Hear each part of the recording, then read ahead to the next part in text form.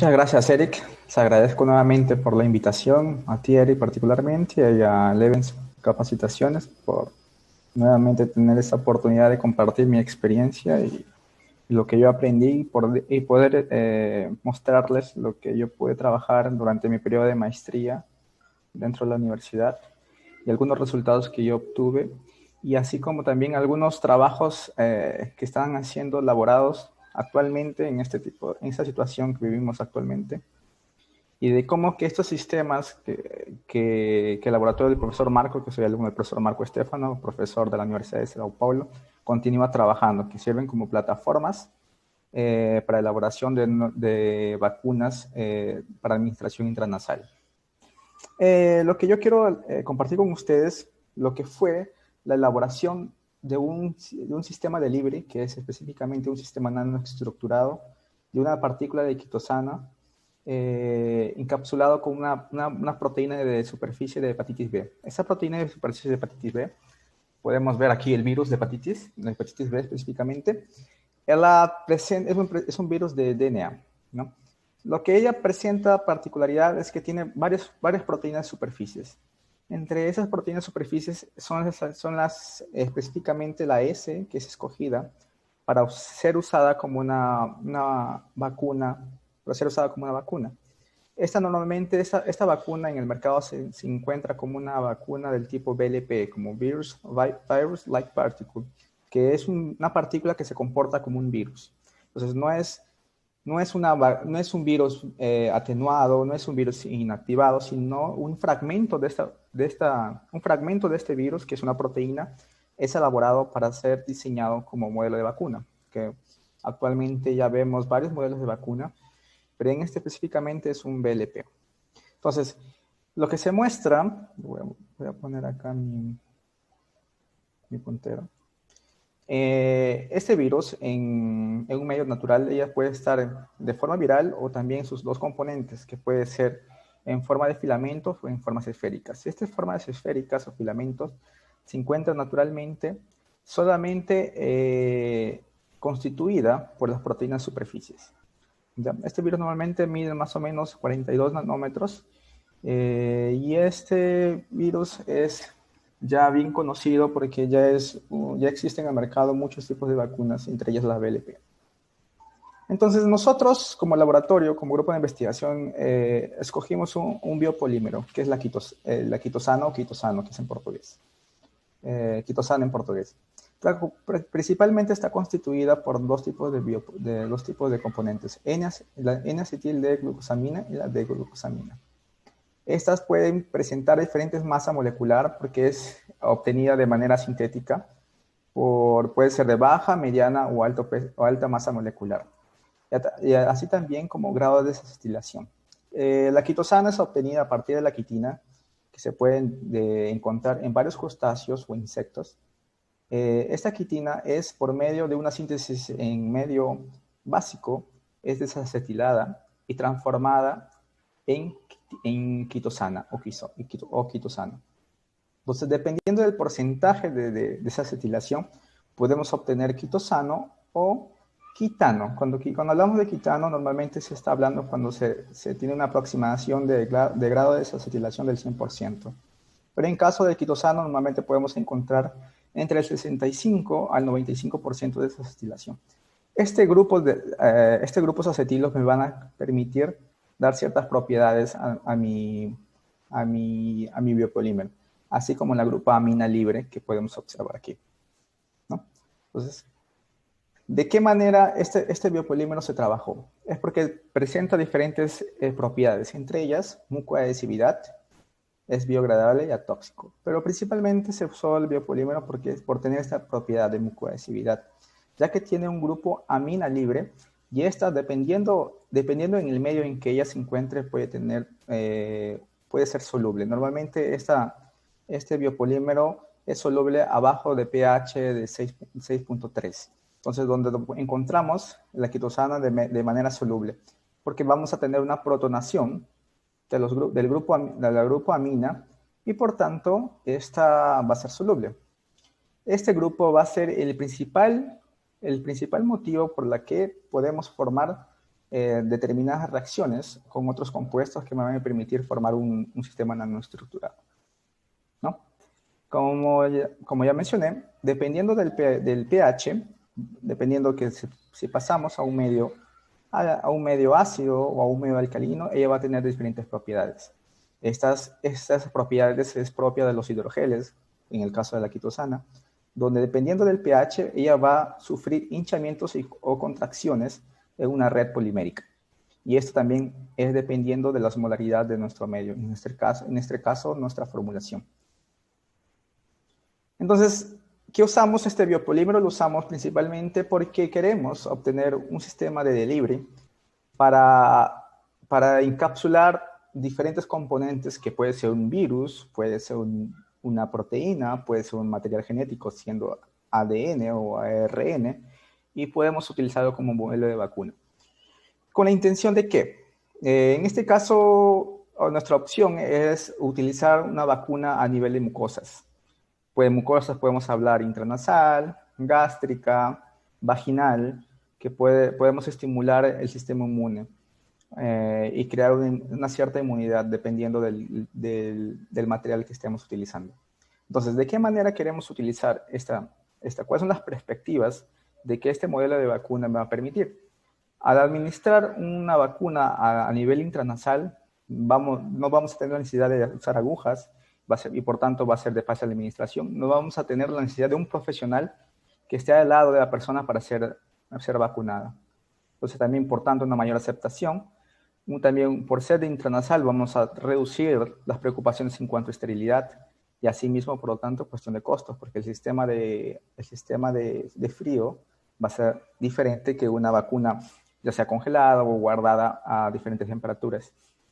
Así también, ¿por qué una vacuna intranasal? ¿Por qué esta vía de administración? Porque tiene una baja actividad enzimática y también una alta permeabilidad del epitelio de mucosa y por lo tanto una disponibilidad de sitios activos, entre ellas células especializadas que me van a permitir la respuesta inmune. Como ya mencioné, ¿por qué sitios especializados? Porque las mucosas están acopladas a un sistema relativamente permeable o semipermeable.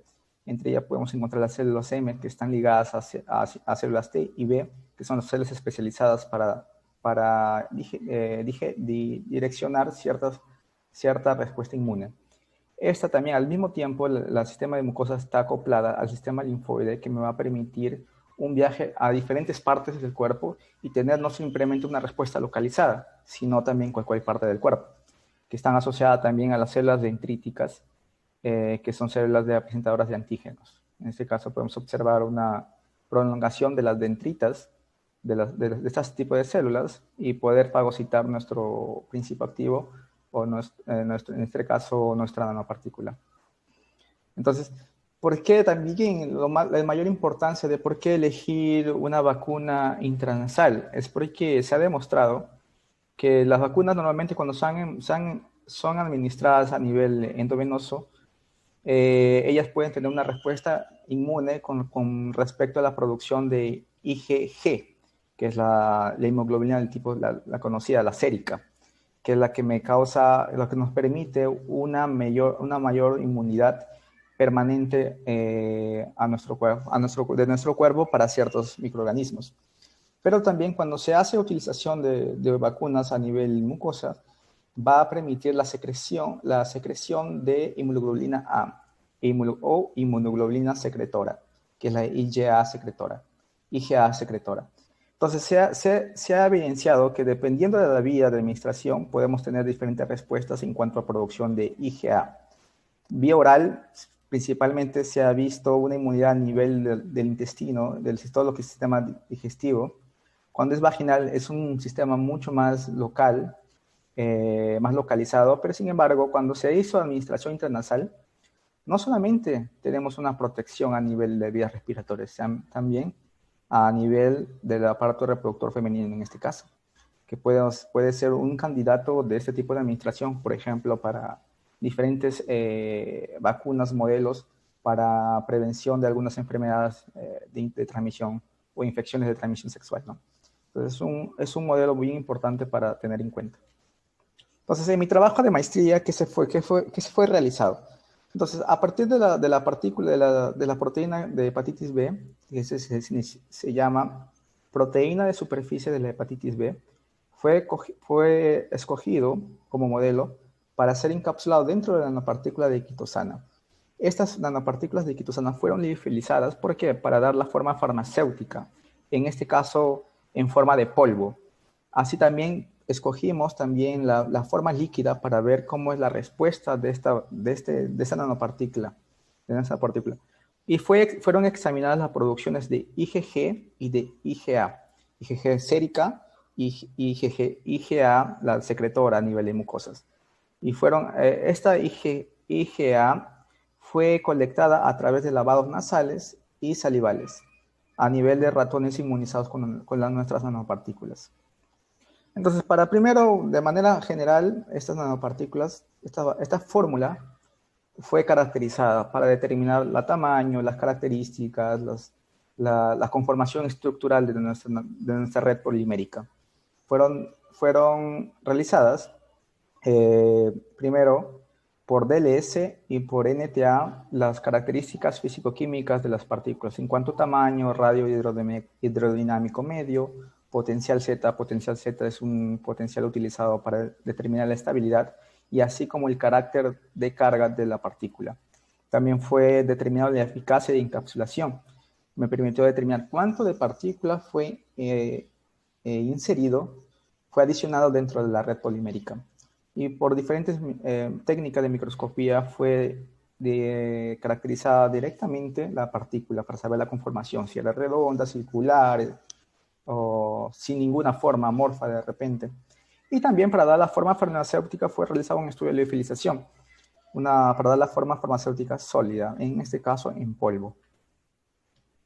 Entonces, ¿de qué manera preparamos nuestras nanopartículas? Fueron realizadas por gelificación iónica, que es usado el tripolifosfato de sodio, que es un agente reticulante, y este tripolifosfato de sodio tiene grupos fosfatos que son de carga negativa, y esas cargas negativas se unieron al grupo amino, que es de carga positiva, mediante reticulación. Este fenómeno se llama gelificación iónica o cross-linking. Entonces, hay varias maneras de cómo preparar estas nanopartículas. Primero, preparando nuestro antígeno dentro de la quitosana, o previamente ya teniendo nuestro preparado de nanopartículas y después inserir nuestra proteína dentro de la nanopartícula o en la superficie también. O hacer la mixtura entre la quitosana, pero previamente con el tripolifosfato ya adicionado con el antígeno. Entonces, hay varias formas de cómo podemos obtenerla. Entonces, en nuestro caso, escogimos la opción de inserir nuestra proteína dentro del tripolifosfato. Entonces, eso fueron realizados sin agitación magnética mediante la adición de nuestro TPP, de nuestra solución de TPP, mediante la ayuda de un fusor. De manera constante fue adicionado el TPP dentro de la quitosana. Entonces, fueron caracterizadas por DLS, AFM, DNTA y microscopía electrónica de barredura o de barrido. De la manera in vivo fueron realizados varios grupos, y entonces escogieron 5 animales. En cada grupo podemos obtener aquí las nanopartículas líquidas, las nanopartículas encapsuladas con la proteína de superficie de manera líquida, la nanopartícula también liofilizada, sin una proteína, nuestra proteína encapsulada con la nanopartícula liofilizada, y como control negativo fue el crioprotector. En este caso, lo que se adicionó para dar la forma farmacéutica, en este caso, fue utilizado la glicina. Y vamos a ver qué otros crioprotectores o estabilizadores fueron estudiados para dar un adecuado proceso de liofilización. Así también, también como un control positivo fue inoculado la proteína de manera intraperitoneal. Acá podemos ver nuestros resultados, fueron las formas que obtuvimos, son suspensiones opalescentes, de manera claramente se puede ver, y fueron usadas nanopartículas vacías. Aquí tenemos OVA, que es ovoalbúmina, como fue una proteína de modelo, y así como nuestra nanopartícula de hepatitis B, de superficie de hepatitis B.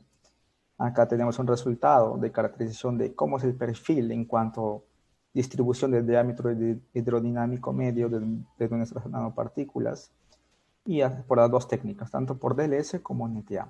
Acá podemos ver un GIF de cómo es analizado por el método de NTA de manera directa. De manera no directa, pero es una proyección de la luz que fue reflejada por las nanopartículas durante el proceso de análisis. Ya podemos observar que las nanopartículas de quitosana encapsuladas con las proteínas de superficie de la hepatitis B, podemos observar que por los dos métodos tuvimos mucha semejanza en cuanto a resultados, y el diámetro hidrodinámico medio fue de 240 más o menos. Así como también fue determinado el potencial Z. Se observó que el potencial Z de las nanopartículas fueron positivas. Y podemos observar que en el caso de la hepatitis B, podemos obtener más 20. Este es un valor muy importante porque me va a permitir determinar la estabilidad de mi fórmula, y así como también esta carga me va a permitir saber determinar cuán adherente va a ser este sistema cuando es administrado a nivel de mucosas.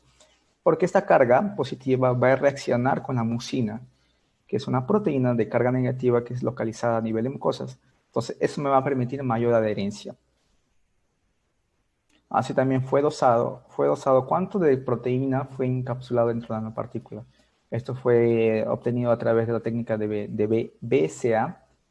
Y podemos ver que con la proteína de hepatitis B fue obtenido una eficiencia de encapsulación del 80%.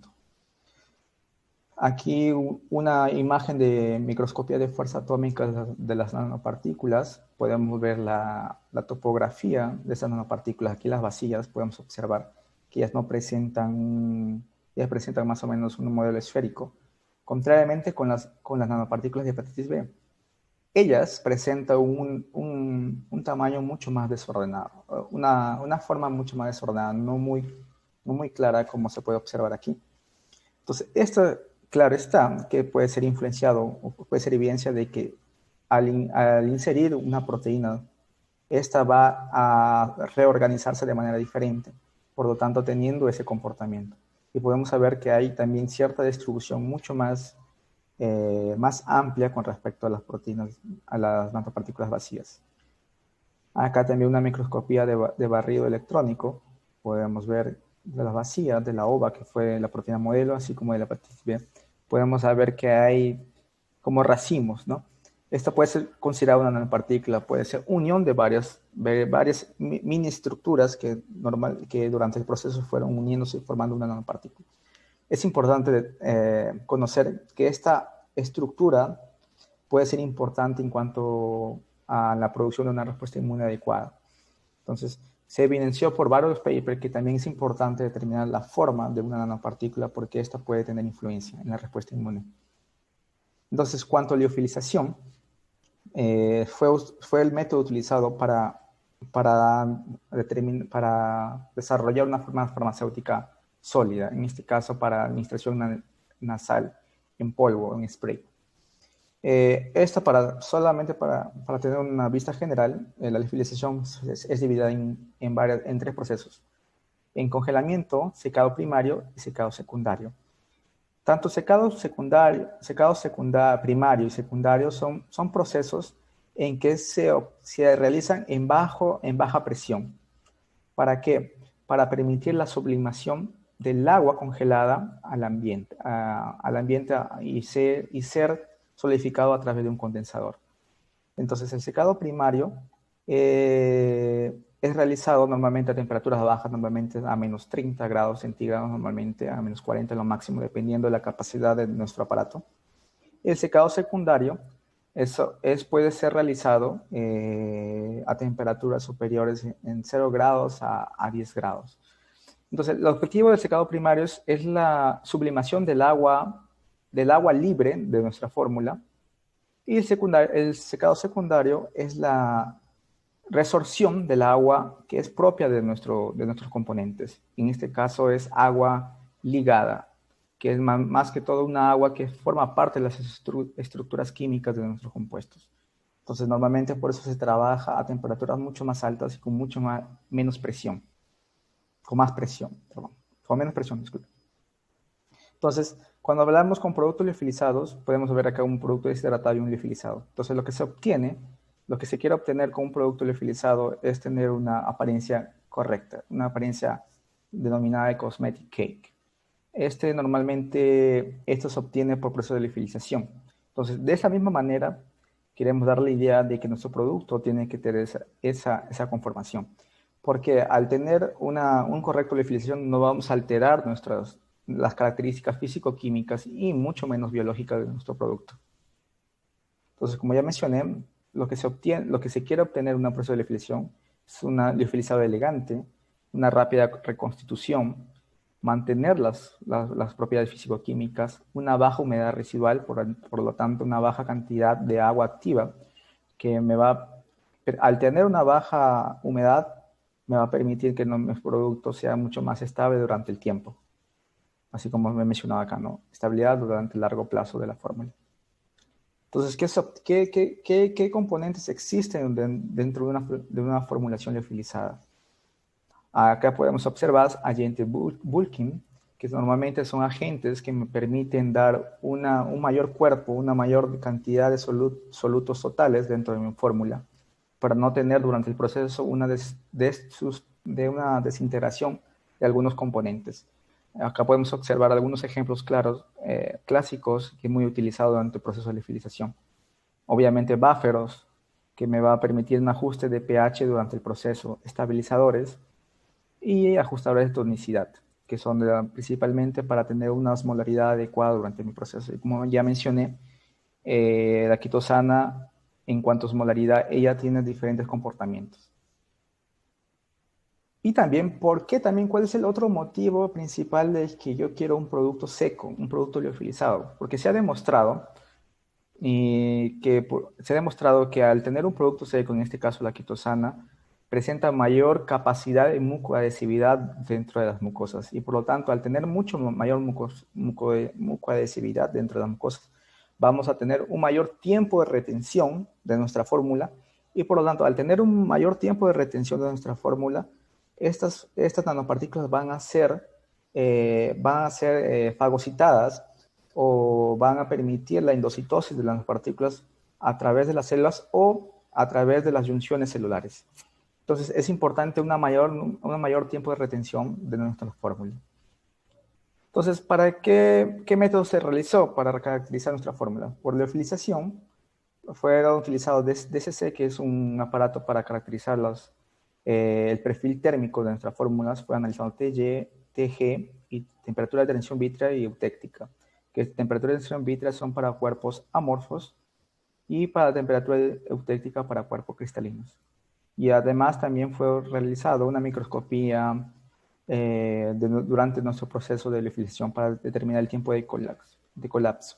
¿Cuál es el tiempo en que nuestra fórmula puede soportar sin sufrir una degradación, sin sufrir una cierta actividad que me va a dar una desintegración de nuestra fórmula?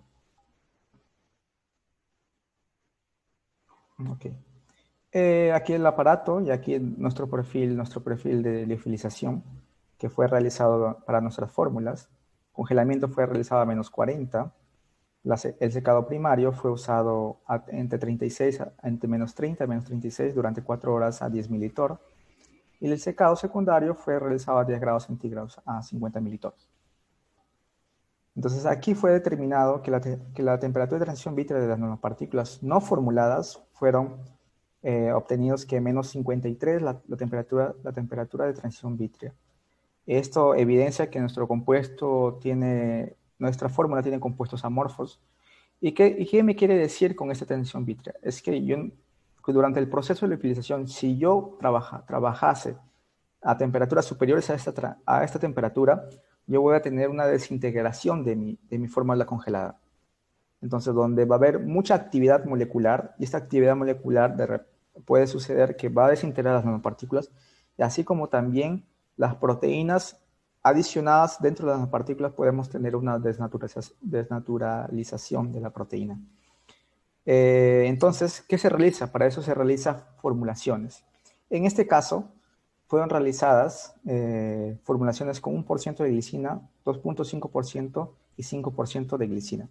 Se pudo observar que al adicionar glicina podemos observar una temperatura eutérica de menos 3.3 en promedio para todas las fórmulas.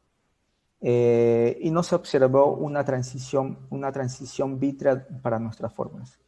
Esto es lo esperado porque teniendo temperaturas eutéricas, así como la transición vítrea de menos 3.3, podemos trabajar hasta esa temperatura en cuanto a secado primario.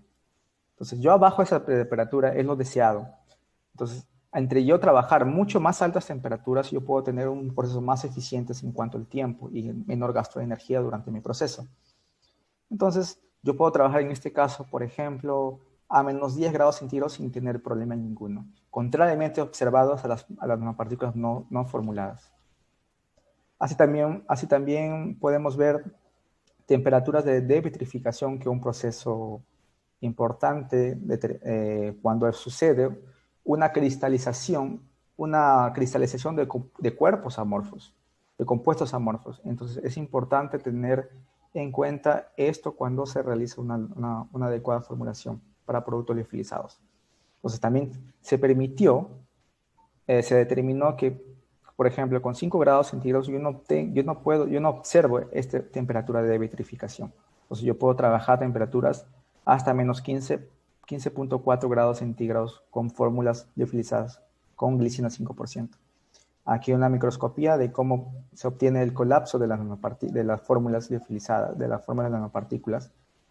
Podemos observar que la glicina del 5% se obtuvo microcolapsos a menos 7.5 y macrocolapsos a menos 6.5. Estos son resultados muy coherentes con respecto a las obtenidas con respecto a la temperatura la temperatura eutérica. Así también fue trabajado con manitol.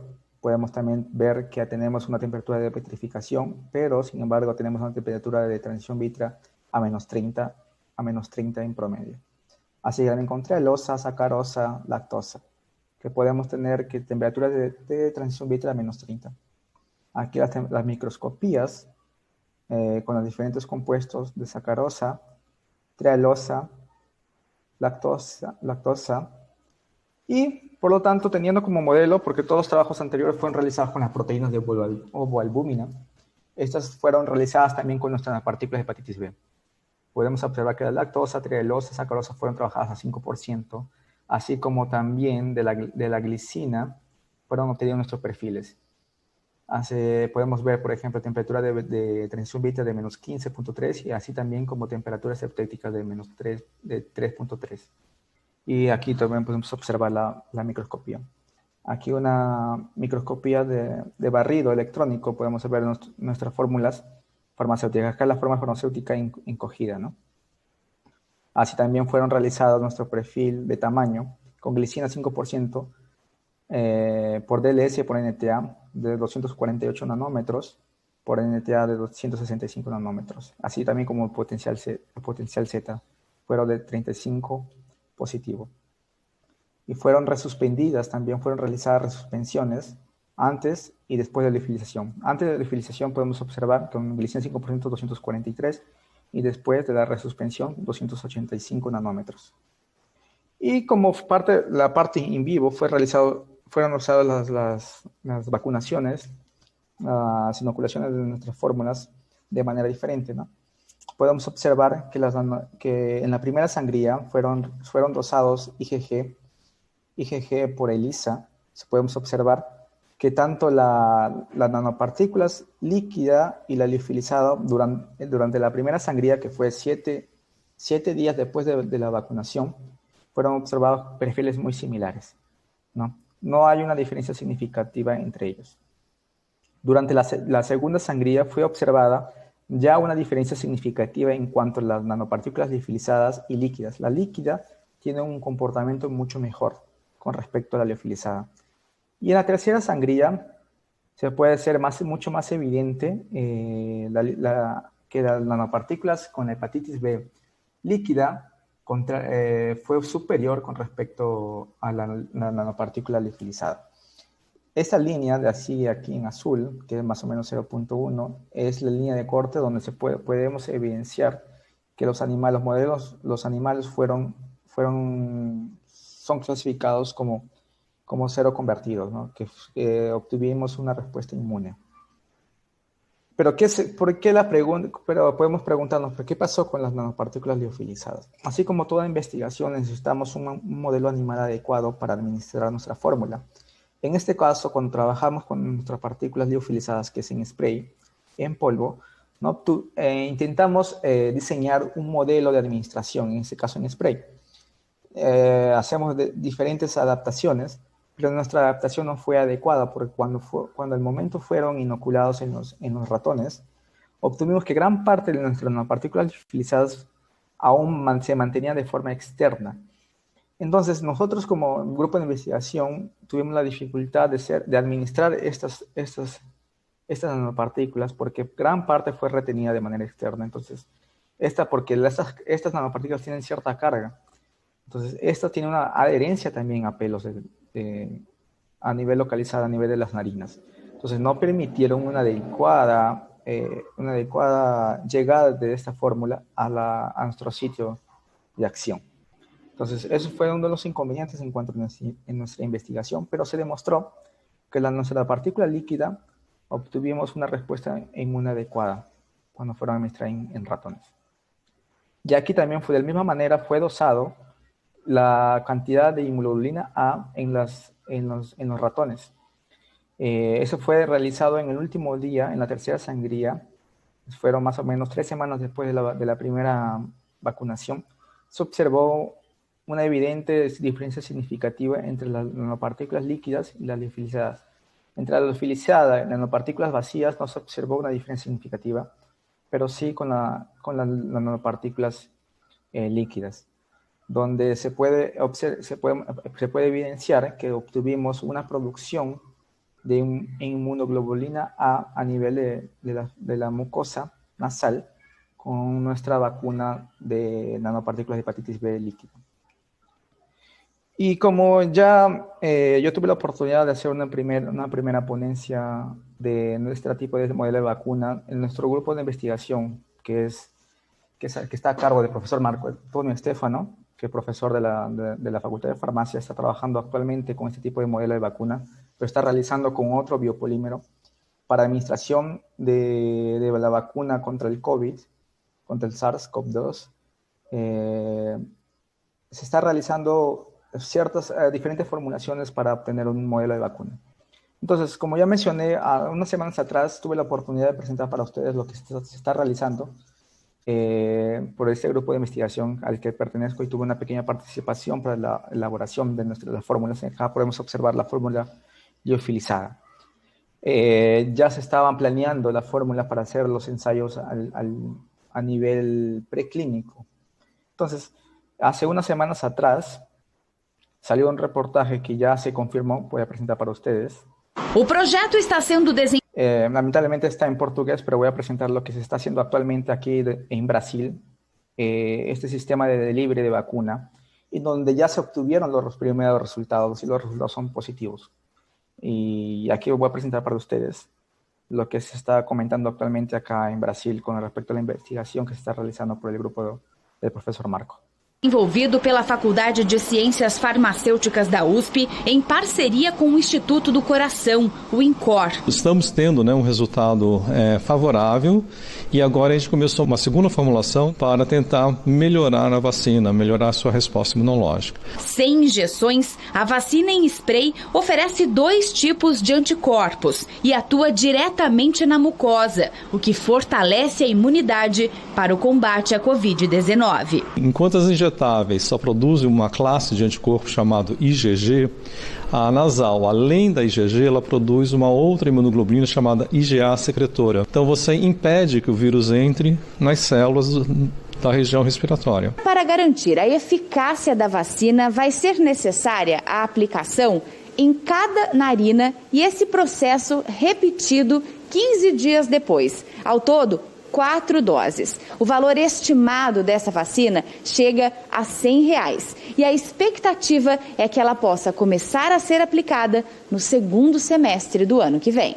A vacina em spray só ficaria pronta depois das vacinas comuns que estão sendo desenvolvidas. Mas por ser 100% brasileira, vai permitir que o país tenha independência na produção da tecnologia.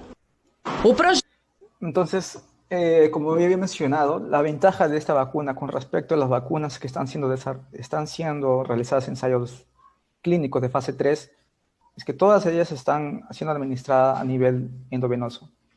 Entonces, la diferencia de esta vacuna a nivel de administración intranasal, como ya mencionó el profesor Marco, me va a permitir no solamente la producción de IgG, de inmunoglobulina G a nivel sérica, sino también de IgA, que es la inmunoglobulina secretora. Entonces, como va a ser producido esta inmunoglobulina a nivel de las mucosas respiratorias, me va a crear un sistema de defensa complementario cuando el virus, en este caso el SARS-CoV-2, va a llegar a nuestro cuerpo, porque nuestra línea de defensa va a actuar nuestra inmunoglobulina A sobre el virus y por tanto va a neutralizar.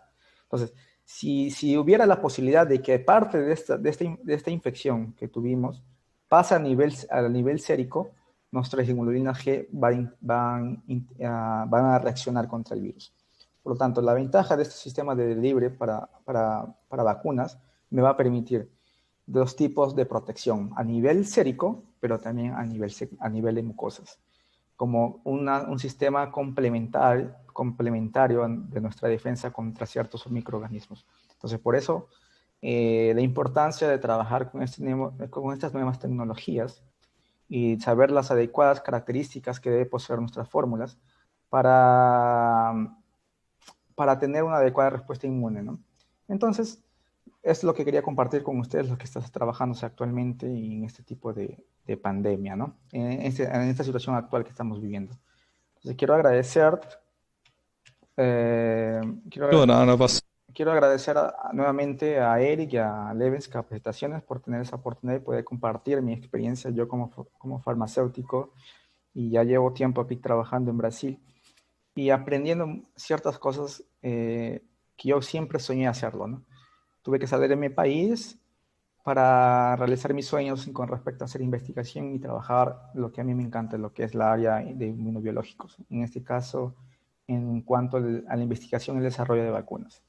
Entonces, esto lo quería compartir con ustedes. Espero que les sirva un poco de repente de conocer esta área y tengan mucho mayor interés y puedan seguir esta área tan hermosa que que estoy siguiendo, ¿no? Y sigo aprendiendo bastante. Y más aún en un país que es hermano, que tenemos en caso de Brasil, que yo soy peruano, pero que Brasil que me ha acogido y me sigue acogiendo, ¿no?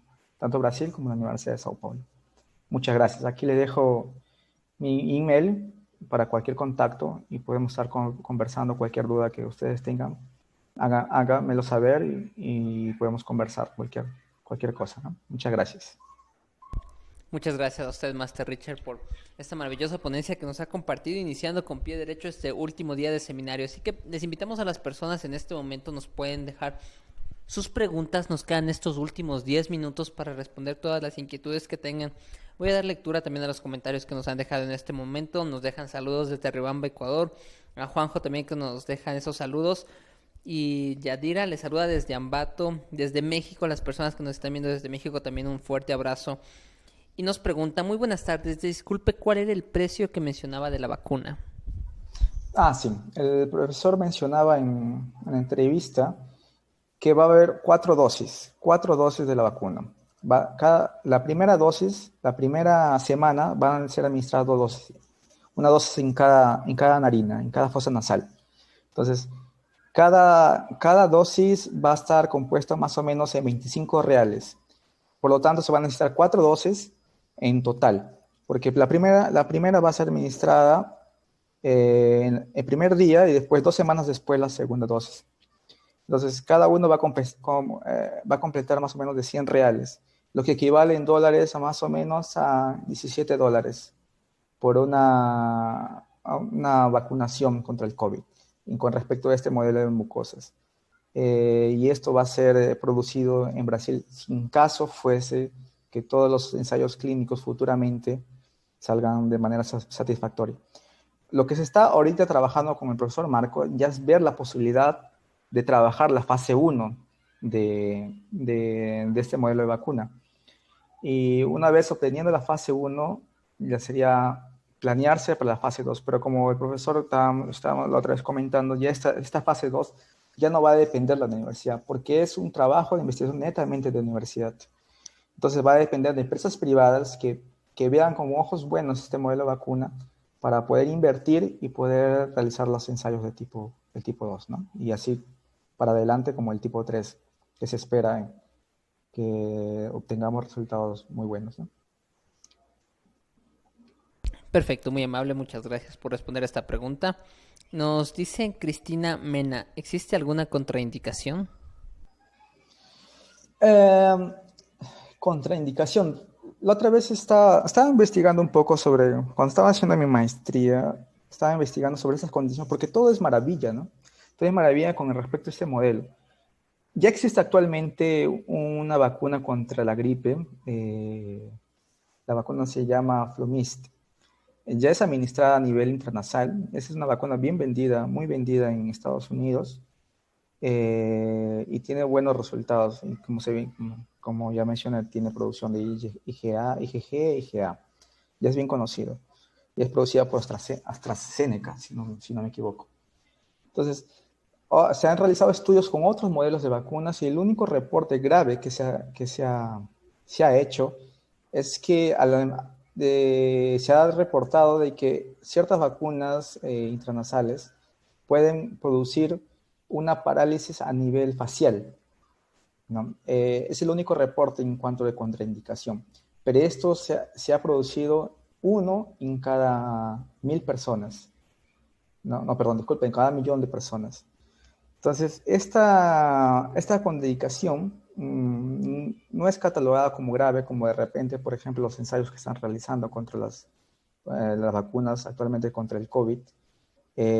Algunos reportes, se ha reportado fiebre alta, mareos, dolor de cabeza.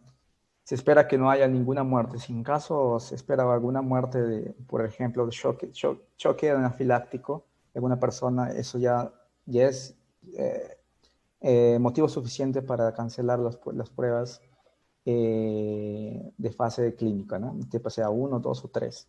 Pero en cuanto a intranasales no se ha hecho reporte ninguna vacuna con respecto a choque anafiláctico.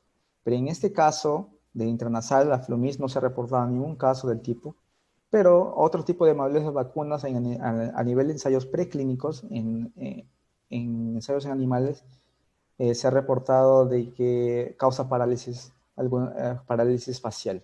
Eso es el caso más grave que se ha reportado hasta el momento. Perfecto, muchas gracias, Master Richard. Nos dicen primero felicitaciones, muy buena ponencia. Rachid nos dice, ¿qué eficacia tiene esta vacuna? Eficacia. Por ejemplo, la soroconversión del modelo de vacuna que yo trabajé, hay muchas cosas hay que evaluar todavía. Por ejemplo, yo trabajé con 5 microgramas del antígeno por cada animal. Es importante hacer estudios complementarios de cuánto es la cantidad de proteína que debe ser encapsulada en las nanopartículas de nuestra fórmula para saber la cantidad de proteína que me va a permitir una respuesta inmune duradera. Entonces, esos estudios no se han realizado todavía. Necesitan estudios complementarios. Un trabajo de maestría un trabajo de maestría de 2 años, muy poco tiempo para determinar este tipo de características. Entonces, la soroconversión, en este caso que podemos observar con 5 microgramas de la fórmula líquida, se observó que la soroconversión fue obtenida después de las 2 semanas de la vacunación. Entonces, esta eficacia puede ser reformulada dependiendo de la cantidad de proteína encapsulada, así también como los otros compuestos que vienen dentro de la formulación. Por ejemplo, en el caso de la fórmula liofilizada, hay muchas cosas que tenemos que evaluar, también así como cantidad, estabilidad de la proteína, mucoadherencia también, en qué parte de la fórmula va a ser adherida a la mucosa, también es importante evaluar eso. Así también, porque hemos visto que también tenemos que tener modelos animales adecuados para evaluar. No solamente pueden ser evaluados en ratones, puede ser evaluado en ratas, en conejos, en cobayas, que también para saber cómo va a ser la seroconversión, porque no únicamente es solamente en camundongos, también futuramente en celos preclínicos también puede ser en monos, ¿no? Que es importante evaluar para ver la eficacia de la vacuna. Perfecto, muchas gracias, Master. Y el último comentario que nos han dejado hasta el momento nos dice: muy buena ponencia, felicidades, esperemos que los resultados de la vacuna sean buenos y éxitos. A ver, nos llegó una última pregunta. Después de administrar la vacuna nasal, ¿se ha cuantificado la IgG y la IgA? ¿Es superior, igual o menor al administrar una vacuna IM o IV? IV, perdón. Perdón, no entendí. ¿Cuál fue la última pregunta? ¿La última parte de la pregunta? Decía, después de administrar la vacuna nasal, ¿se ha cuantificado la IgG y la IgA? ¿Es superior, igual o menor al administrar una vacuna IM o IV? IV. No sé qué. Ya. IM, intramuscular, intravenoso, ¿verdad? Nosotros no hemos tenido como control administración intraperitoneal, porque eso fue administrado a nivel intraperitoneal con respecto al antígeno, la proteína no encapsulada. Se obtuvieron que la proteína administrada de vía intraperitoneal se demostró que tiene una seroconversión 10 veces mayor que las nanopartículas encapsuladas. Pero ya como mencioné, esos 5 miligramos fueron utilizados tanto para las nanopartículas y tanto como la administración peritoneal. Entonces, de todas maneras, la intraperitoneal obtuvo mejores resultados porque esta proteína va directamente a nivel sistémico y por lo tanto vamos a tener una respuesta inmune inmediata, contrariamente a nivel de nanopartículas. Como ya mencioné anteriormente en la anterior pregunta, cabe mencionar que hay cosas que tienen que ser evaluadas en cuanto de proteína se va a administrar. Mismo así, siendo que esta tecnología me va a permitir una dirección a ciertas células que son especializadas para crear la respuesta inmune, en este caso las células dendríticas, así como a la ayuda de las células M, para la internalización de las nanopartículas a nivel de mucosa, a nivel del sistema linfático. Entonces, es importante evaluar eso, ¿no? Todavía no se tienen resultados contundentes con respecto a este modelo, pero el profesor actualmente ya está trabajando, como mencioné en la entrevista, se está viendo reformular para obtener una respuesta inmune mucho mayor que a nivel intravenoso o intramuscular.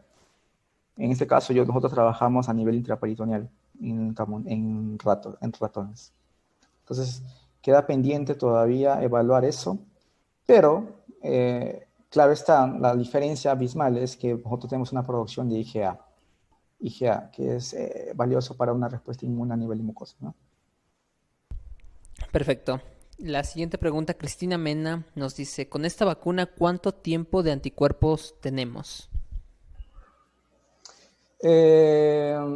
Ahora, eso también son preguntas que son evaluadas con mucho tiempo, necesita tiempo de evaluación. Por eso existen los ensayos de fase 1, 2 y 3.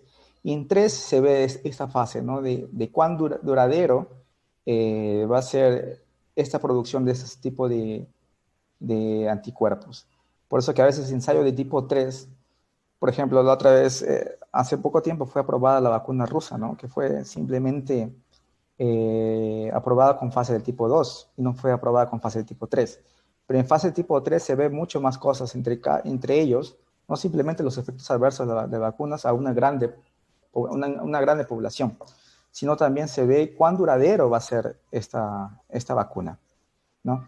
Eso normalmente por eso se espera entre un año y medio para ver cuál va a ser ese efecto en cuanto a producción de antígenos, de anticuerpos, así como su permanencia en el torrente sanguíneo.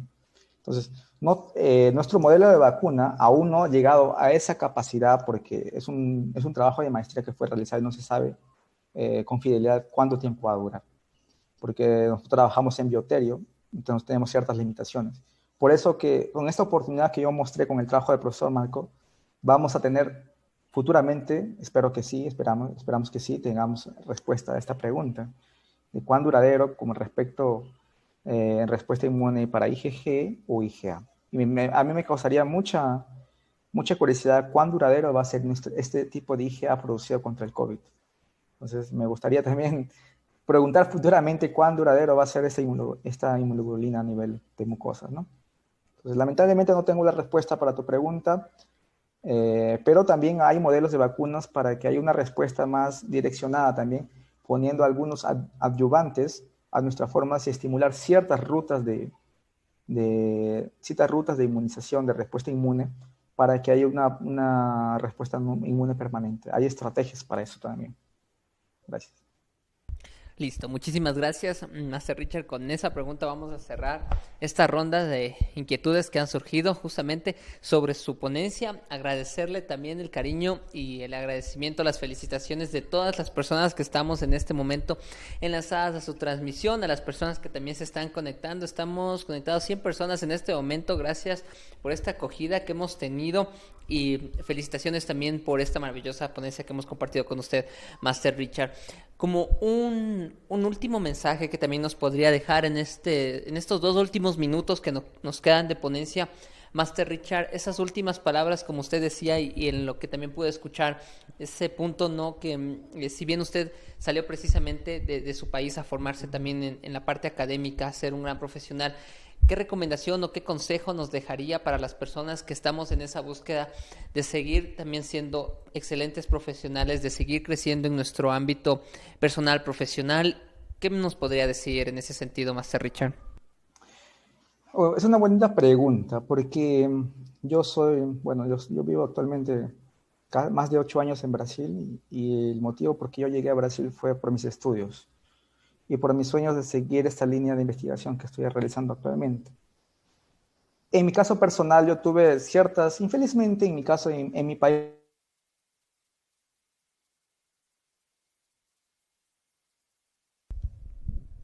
Parece que tuvimos un pequeño problema de conexión. Estamos ya solucionando este pequeño problema que tuvimos. No le pudimos escuchar, Master Richard, se nos fue por unos 5 segundos, se nos fue el audio y video, pero ya le podemos ver y escuchar. Ya, listo. Lo que yo puedo compartir con ustedes es una pequeña experiencia con respecto a esta aventura que yo sigo desarrollando aquí en Brasil. Lamentablemente, en mi experiencia en mi país no tuve las oportunidades de poder desempeñarme en cuanto a mis intereses de realizar investigaciones, específicamente en este ámbito, ¿no? Lo que yo tuve se podría decir la valentía y también de la misma manera esa chispa de soñador. Si no tuve las oportunidades en mi país, también pensé en otras opciones, ¿no? Felizmente tuve la oportunidad cuando yo hacía mi pregrado en mi universidad.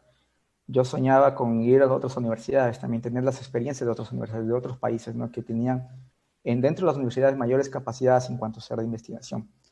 Entonces yo fui atrás de eso hace mucho tiempo cuando estaba en el último año de la universidad y tuve la oportunidad de hacer un intercambio aquí en la Universidad de la USP, de la Universidad de São Paulo. Me aceptaron. Y era un soñador porque yo iba a hacer cosas que de repente en mi país no se ven normalmente, ¿no? En el ámbito que yo estaba en ese momento. Pero yo tuve la osadía de tocar puertas aquí en la Universidad de São Paulo y pedir con respecto a que yo quería formar parte de los grupos que se estaba formando dentro de las universidades y buscar ciertos grupos de investigaciones. Y en caso de Brasil siempre fue bien acogido, porque las primeras puertas que tocaba me decían, sí, está bien, participa, y ellos veían mi interés, ¿no? Y sí, fui aceptado. Entonces, cosas que yo de repente en mi facultad no lo pude hacer, en mi universidad o en mi país no lo pude hacer. Y más aún por varios motivos, ¿no? Entre ellos que hay escasos recursos. Perú aún actualmente se sigue desarrollando, está intentando desarrollar en cuanto a inversión, inversión a grupos de investigación. Está en progreso. Con respecto a Brasil, está mucho más consolidado esa parte y tuve esa oportunidad. Entonces, yo creo que hay muchos inconvenientes y creo que la parte económica es fundamental, tanto para formar grupos de investigación o también como tomar decisiones para emprender. Pero hay ciertos mecanismos que de repente podemos encontrar, como son instituciones que ayudan a fomentar este tipo de intercambios, por ejemplo, que nos permiten tener esas pequeñas experiencias y abrirnos campo a lo que el mundo nos puede ofrecer y qué cosas podemos encontrar con respecto a hacer investigación. Entonces, yo sigo aún ese camino, tengo 22 años y sigo andando todavía, sigo trabajando para intentar tener ese sueño de aún trabajar. Aún actualmente yo trabajo en una empresa a nivel de inmunobiología, pero a nivel veterinario. Mi sueño más adelante es trabajar con vacunas humanas, formar parte de esos grandes grupos de investigación como son, por ejemplo, la Universidad de Oxford, AstraZeneca o Pfizer, que trabajan ya con vacunas a nivel humano. A mí me gustaría inmensamente y sigo soñando, como lo menciono. Y tú también, que si tú estás ahí pensando en realizar investigación en cualquier tipo de área, es importante soñar. Pues a partir de tu sueño trata de buscar los mecanismos para encontrar el camino. Y a pesar de a veces de repente uno piensa que de repente no tenemos recursos. Yo también inicié así de esa manera. Encontrar los medios de cómo poder tener los pocos recursos que puedo obtener, poder aplicarlos y maximizarlos al máximo, ¿no? Maximizarlos. Pero sí, lo que me permite actualmente es, porque sigo estudiando, es mi curiosidad de conocer las cosas. Entonces eso me permite y me incentiva mucho más a seguir este sueño. Y eso es lo que puedo compartir con ustedes y mi experiencia y mi forma de pensar lo que es hacer investigación y estudiar al mismo tiempo, ¿no? Y mi trabajo, que yo sigo trabajando en esta área, lo hago con gusto. No es un trabajo para mí es un placer hacerlo, porque los desafíos que se me vienen causan mi curiosidad y mi curiosidad me permite que yo siga avanzando y estudiando todos los días, ¿no? Y eso es lo que puedo compartir con ustedes. Muchas gracias.